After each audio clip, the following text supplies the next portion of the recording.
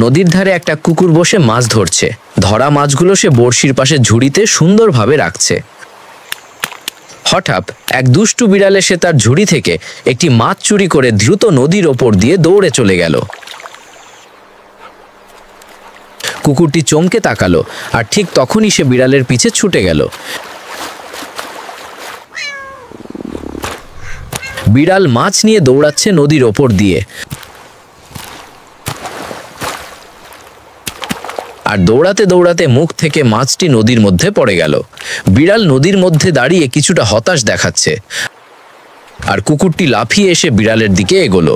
মুহূর্তের মধ্যেই শুরু হলো তাদের মজার ঝগড়া নদীর ধারে। তারপর ঝগড়া শেষ করে কুকুরটা তার মাছ রাখা ঝুড়ির কাছে চলে এলো। তারপর সে একটা মাছ নিয়ে তার মালিকের কাছে চলে গেল এবং মাছটা ভালোভাবে পরিষ্কার করতে শুরু করলো। তারপর কুকুর আর তার মালিক মিলে মাছটা ভাজতে শুরু করলো। মাছটা সুন্দরভাবে উল্টে পাল্টে ভাজা হলো। তারপর কুকুরটা অনেক আনন্দে মাছ খেতে শুরু করলো।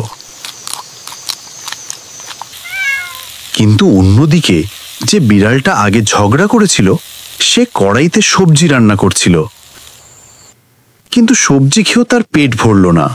সে কাঁদতে লাগলো। তারপর সেই কুকুর তার কাছে একটা বড় মাছ ভেজে নিয়ে এলো।